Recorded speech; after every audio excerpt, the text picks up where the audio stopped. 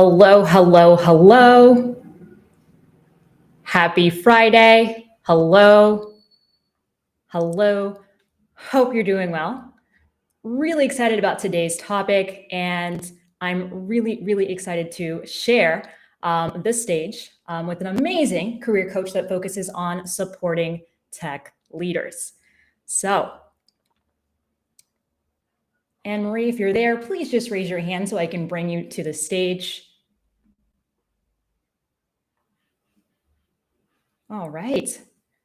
Going to allow her to speak. And then just give me one moment because I am working on my audio and hopefully I'll get it to work this time. All right. Anne-Marie, can you hear me? Hopefully you can hear me loud and welcome to those who have joined us in the audience. Glad to have you. Feel free to invite others to join as well.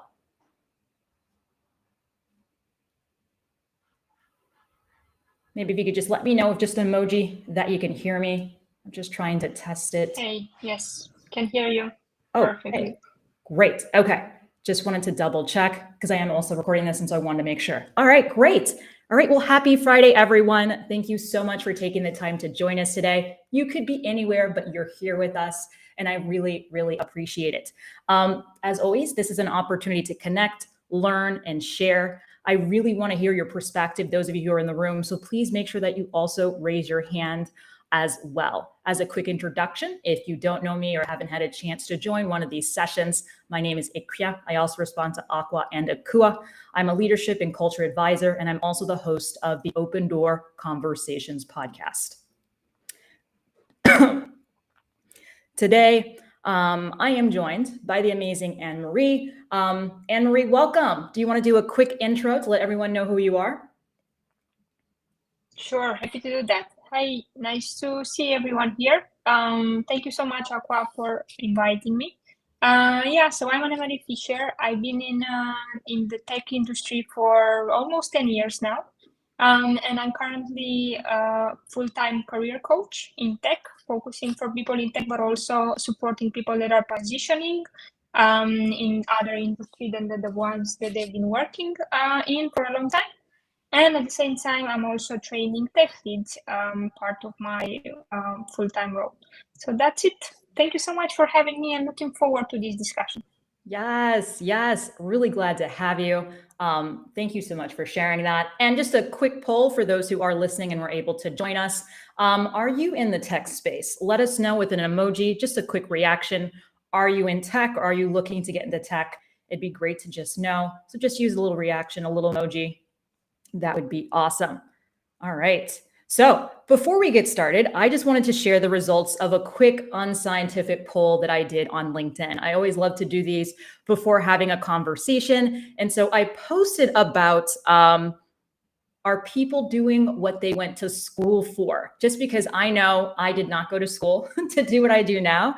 And so I was just curious. So far, over 112 people have voted, and the majority, but it's a slight majority, 39% said, nope, they did not go to school for what they're doing now, where their career is now. So 39% said, nope, 37% said yes, and 24% said kind of. I could definitely argue, I think, for what I do now as a full-time coaching consultant, what I do is kind of what I went to school for, but not exactly. How about you, Anne-Marie?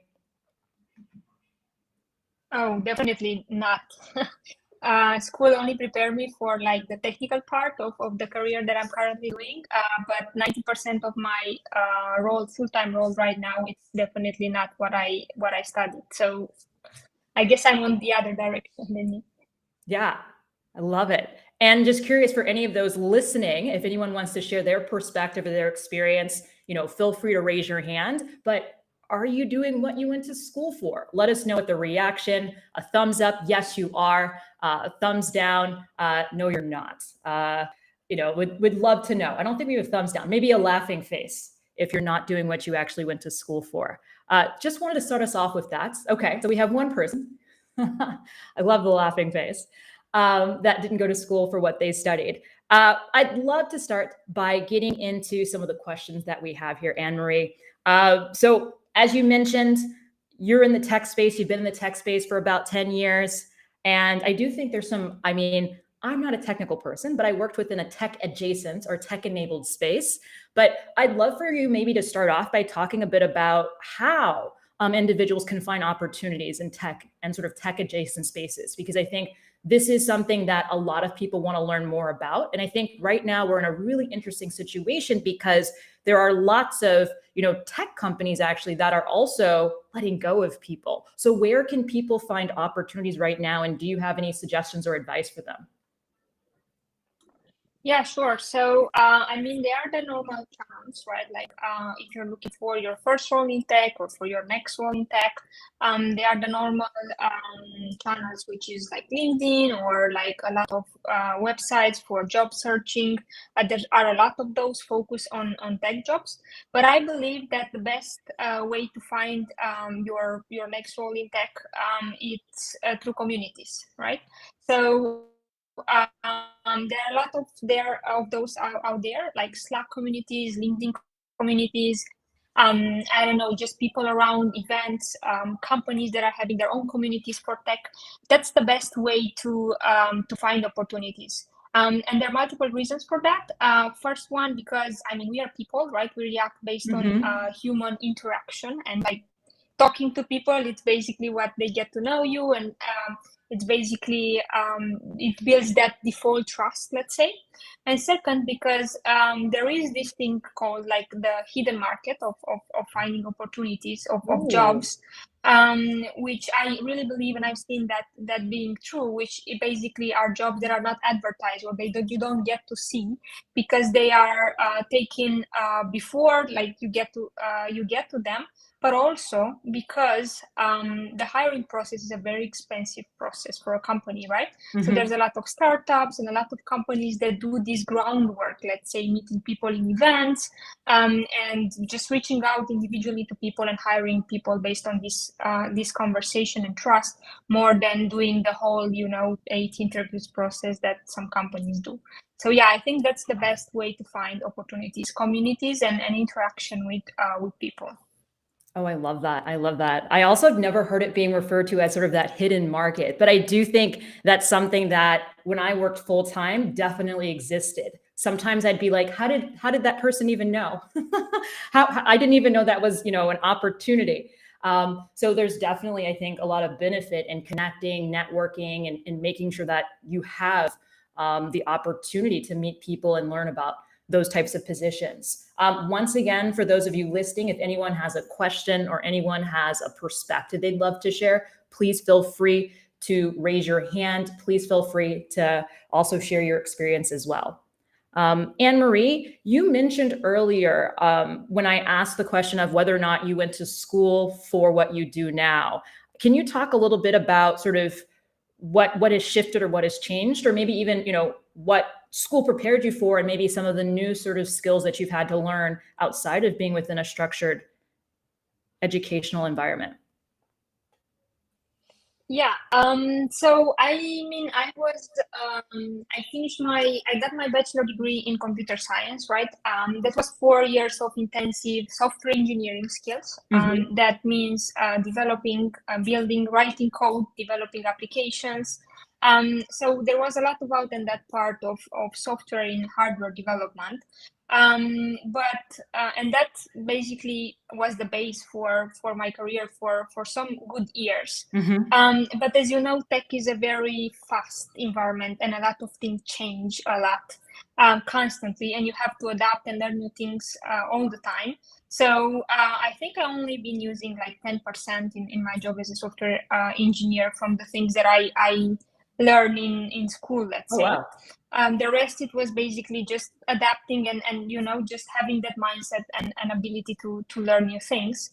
But also for the past 3 years, since I started my own business, and I'm only focusing on helping people individually or working with companies to support their employees and their people in their growth. I discovered a lot of like skills that I need in order to, get to do what I love, which is coaching and mentoring and training and support, that basically I was never taught in school, that I have to learn now one by one, which is marketing or running all of these different pieces of software together in order to run events like this, or, so there's a lot of skills that come in that are required that no one teaches you.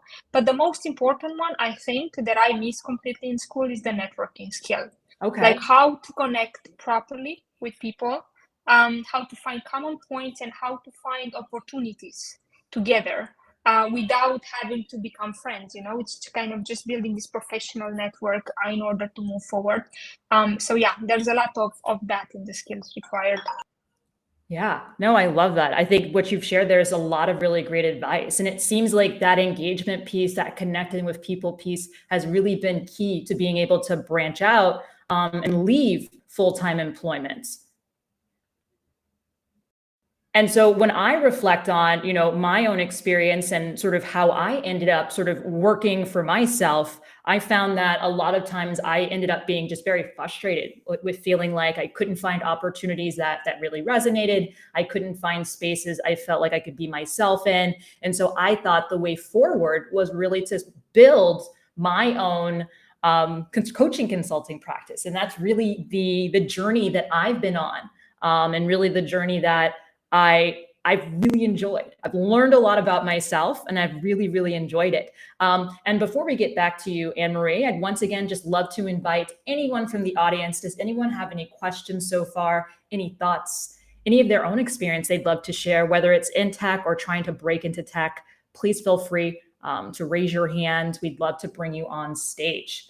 But Anne-Marie, I'd love to hear maybe a little bit more about, how you built your business. I'd love to hear a little bit more about, when you decided to build your business. Was it some level of frustration? So as I mentioned before earlier, I was sort of a little frustrated with the opportunities I was getting and didn't feel like they really were resonating. But how did you decide to launch your business and, get, I guess, outside your comfort zone to learn new skills such as networking and coaching and training?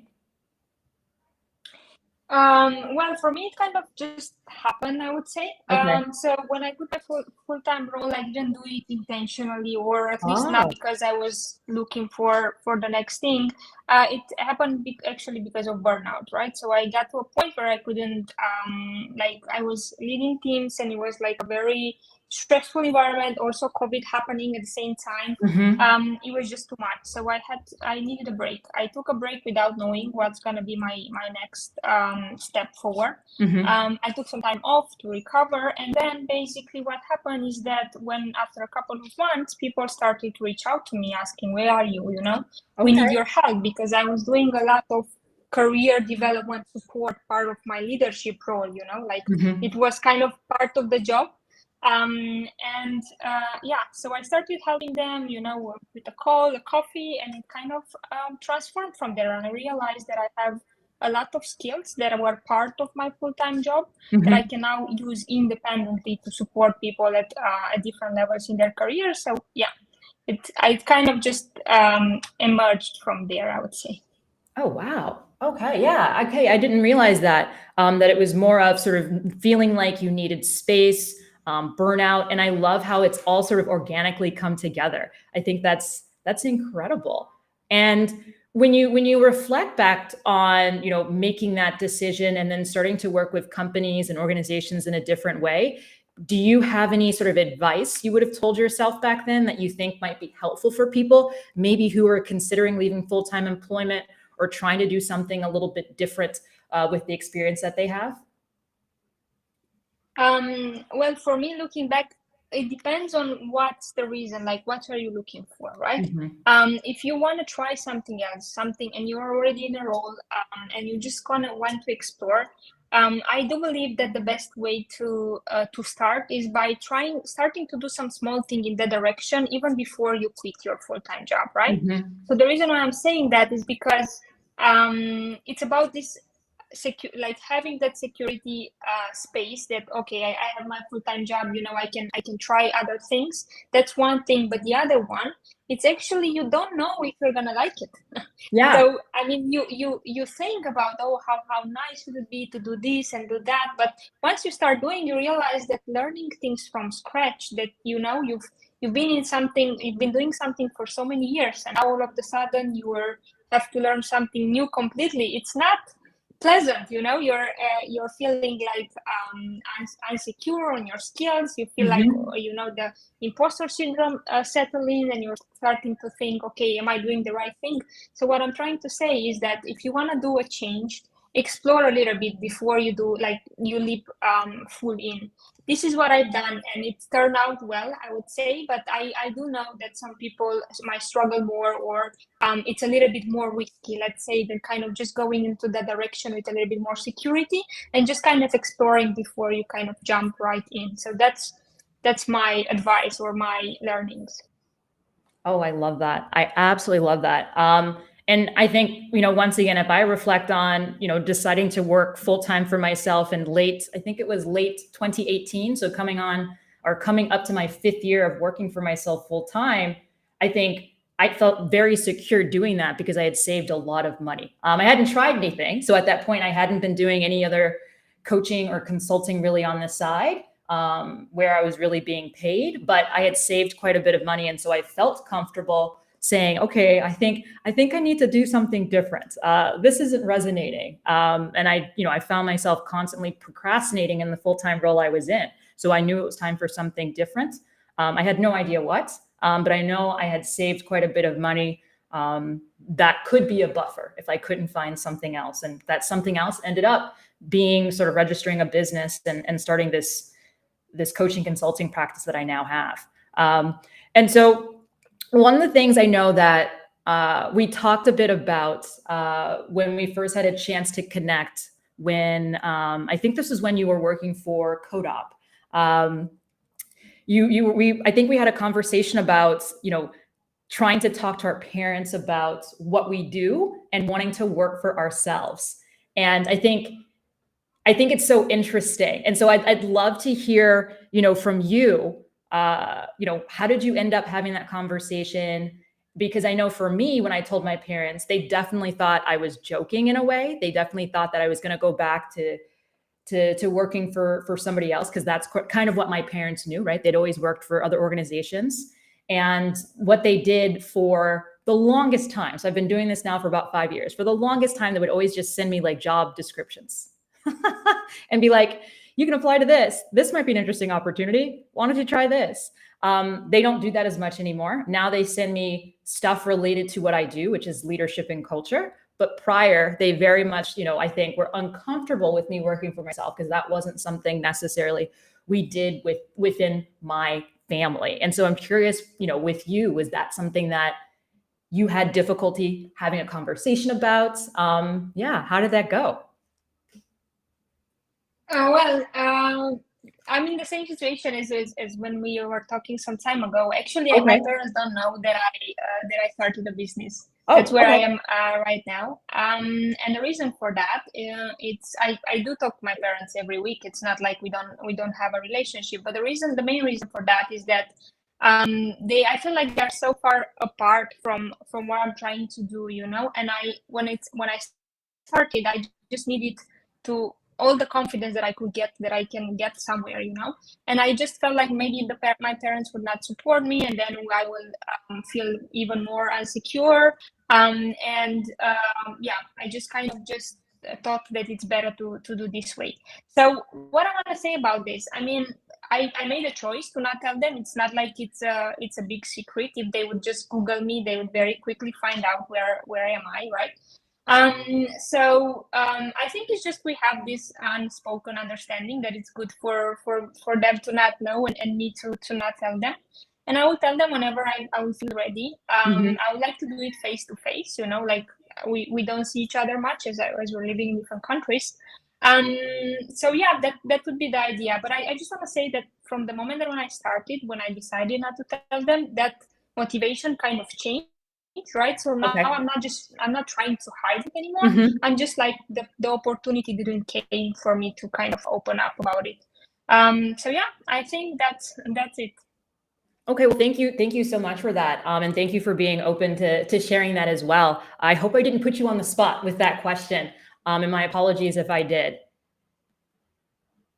You didn't, honestly. There is no problem whatsoever. It's no secret my parents don't know, just for them. Thank you so much.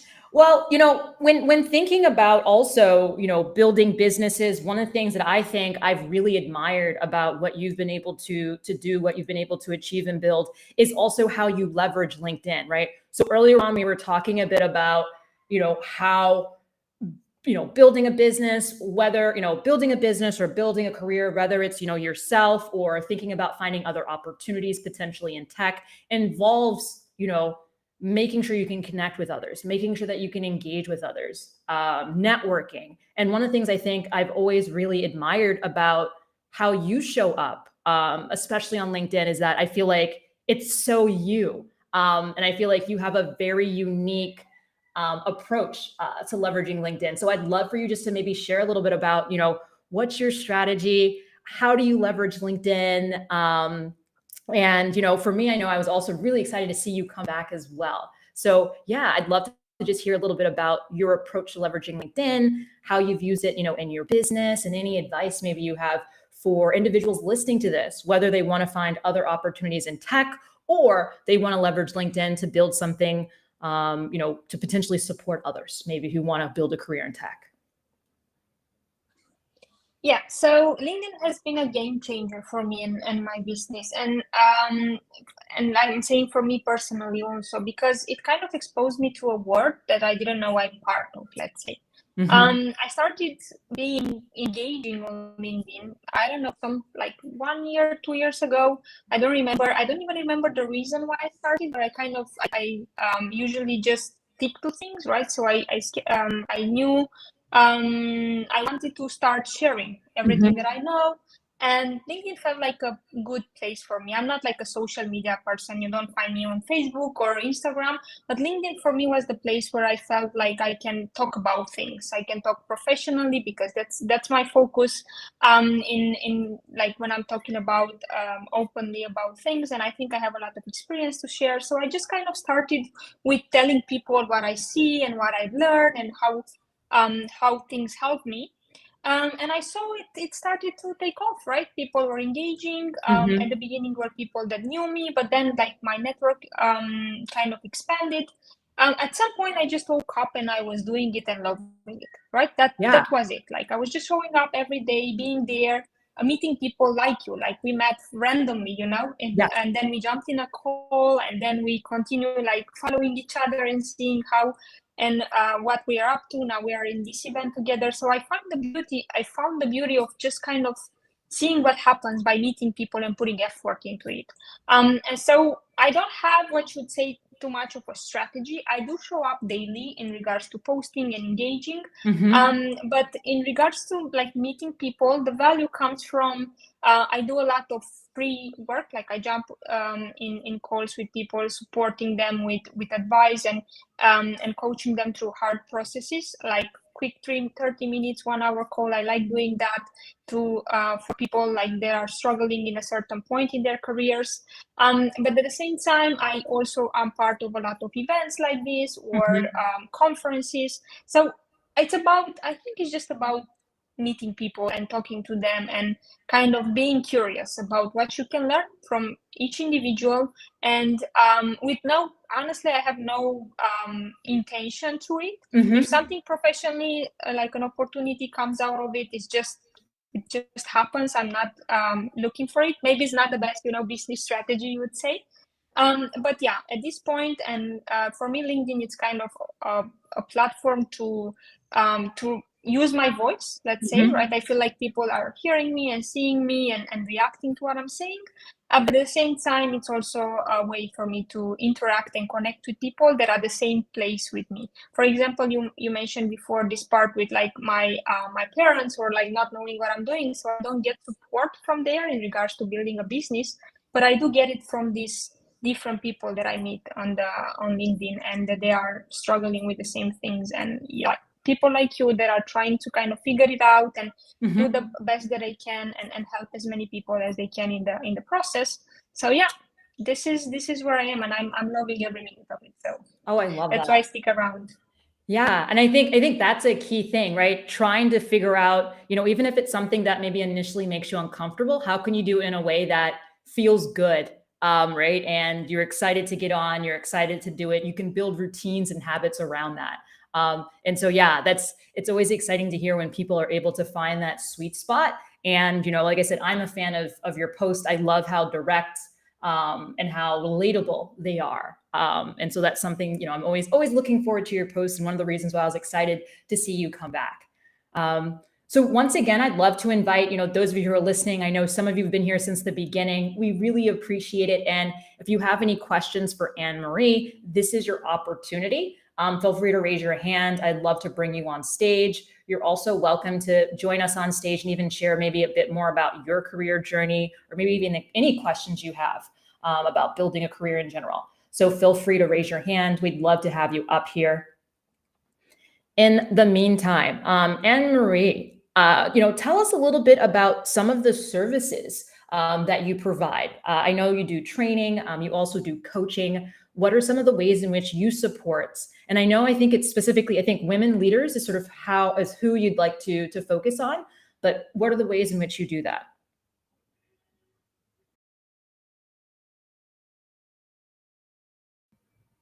Sorry, I was here.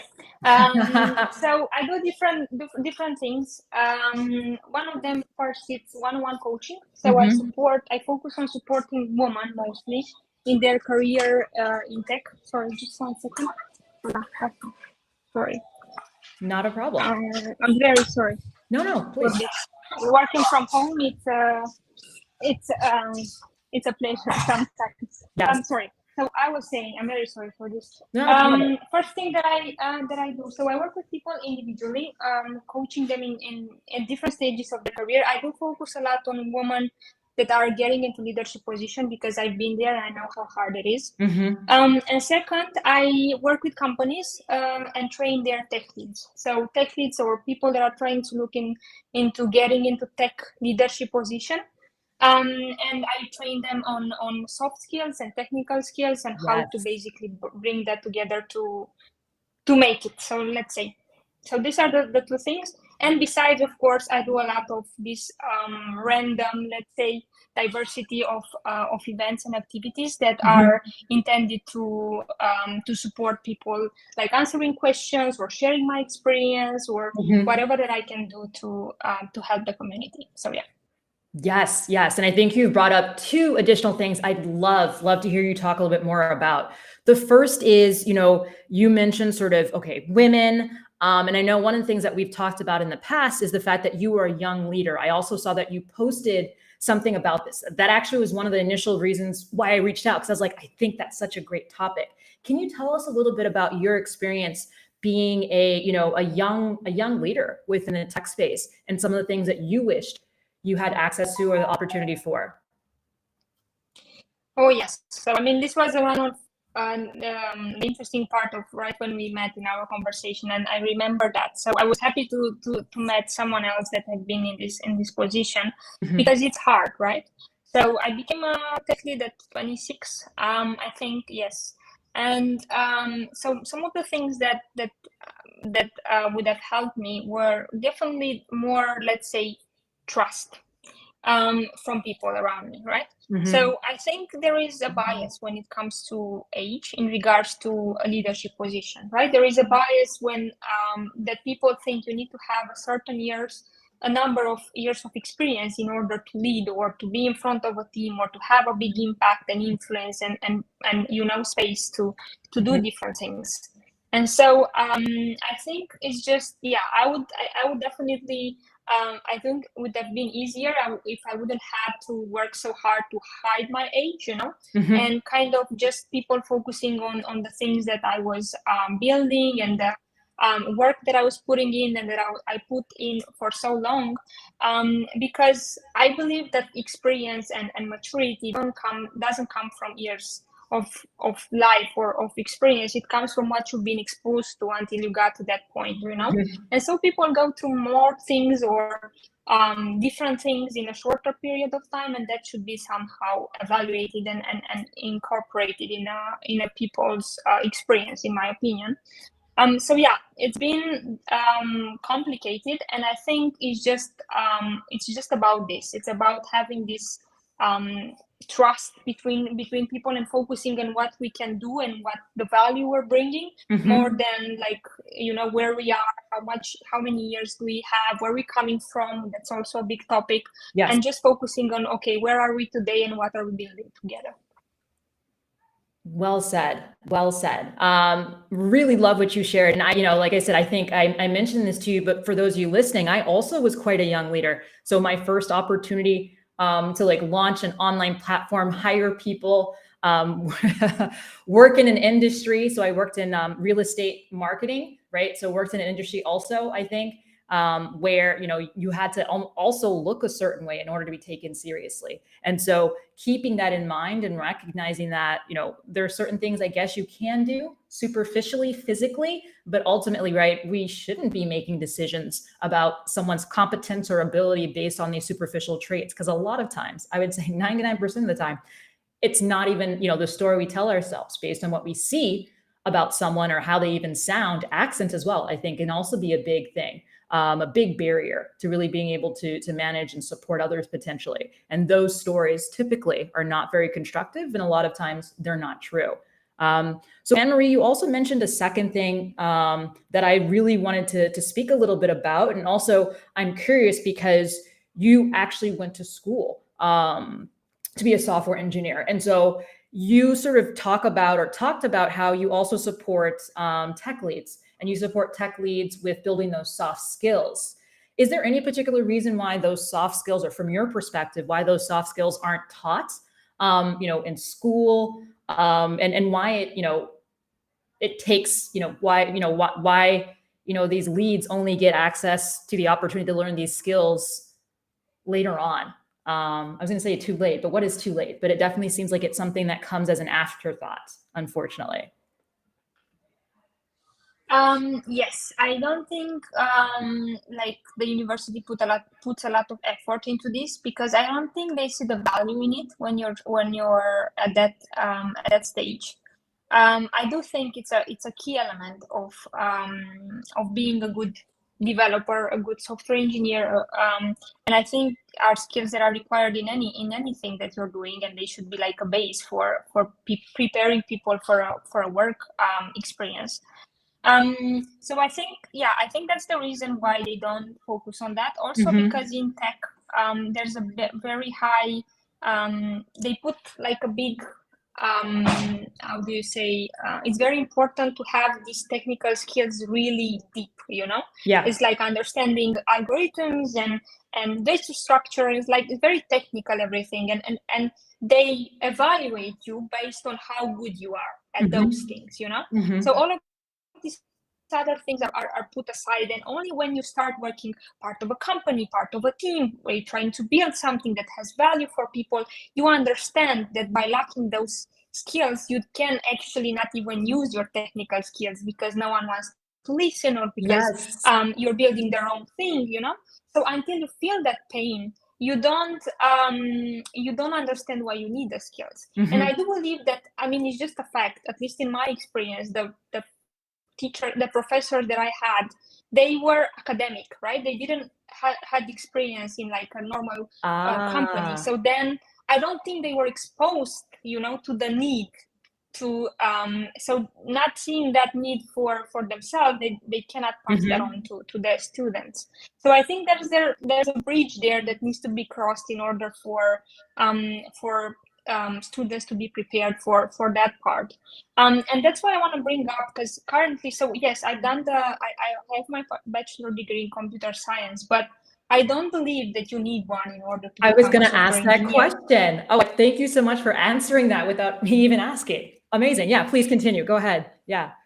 Yeah, so and in that direction, because so I want to emphasize on it because one of the main things that I'm focusing on is working with different boot camps that are supporting women to get into tech, right? And these are women that are coming from different industries, from different experiences, with 10 years of, I don't know, marketing or whatever experience, you know. And it's very important to emphasize that these skills that you talk about, like these soft skills, they have those. Right? So all they need is the technical skills to do the job. And teaching technical skills is easier than teaching all of these other skills. So that's why there is this wave now, right, to bring people into tech and to support them to learn these technical skills through faster ways than 4 years of software engineering, you know that. In kind of boot camps and there's like different self-learning and different tools where you can do that, because basically the industry understands that you need this maturity and these soft skills and this ability to talk to the user, to understand what you're building, that you can get from other industries, and add to that the technical skills to build the product. And kind of, you see, this is how I believe that we can kind of make that happen at any stage.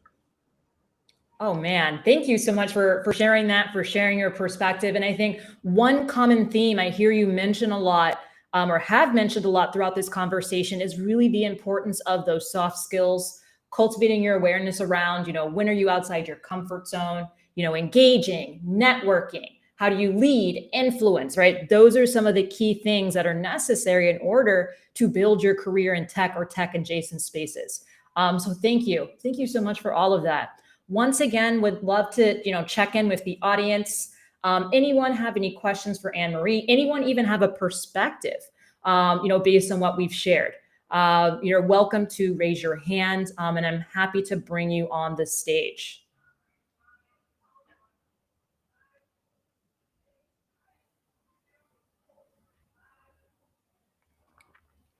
Okay, well, whenever you're ready to ask a question, you're more than welcome to raise your hand, and we'd love to have you on this stage.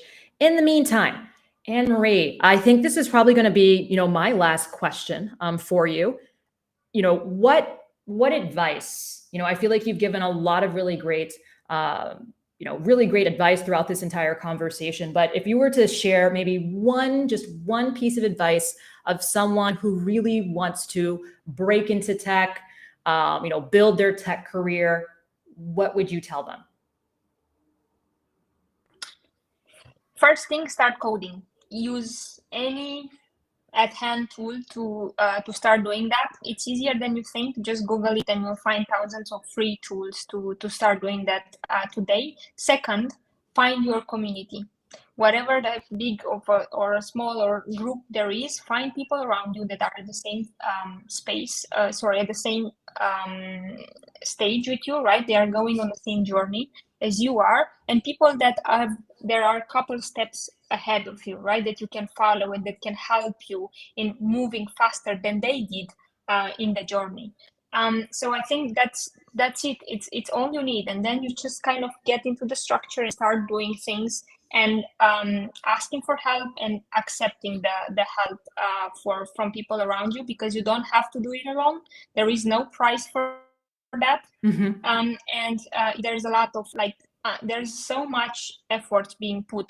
Today is the best day for going into tech, from wherever you're coming from wherever you learn and you've studied and you've practiced and you've experienced in the past.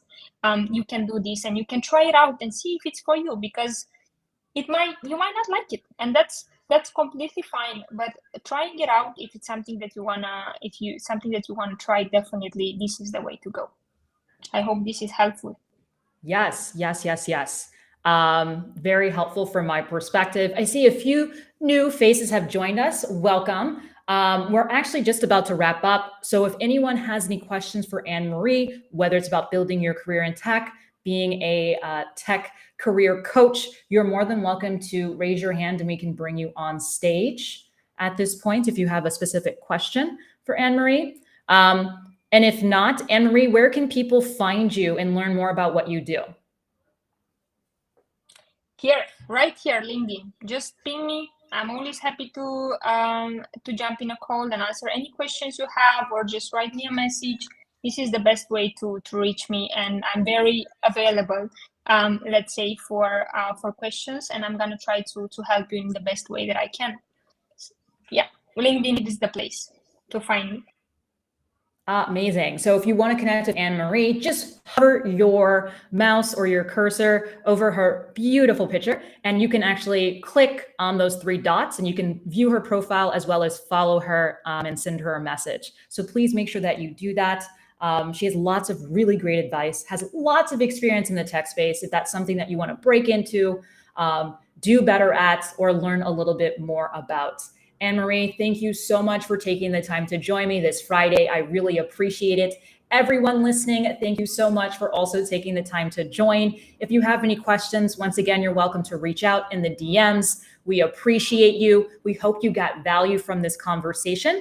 I host one of these audio events every single week on Fridays at this time. So please join us next week. We also are going to do something career related, but we really appreciate having you here. And maybe Anne-Marie, any last words, anything else you want to share with those who have been willing to share time with us today? Yes, I want to say thank you for joining us, and please reach out if you have any questions. And whatever is the reason why you joined the event, and if you're looking for transitioning into tech or transitioning in another career or trying something new, please go for it, because it's definitely worth to try it. Thank you so much. Well said. Thank you. Thank you again. I hope you all enjoy the rest of your Friday. Have an amazing weekend. If you do want access to the replay, it will be available tomorrow. So thank you all again, and enjoy the rest of your day. Bye. Bye-bye.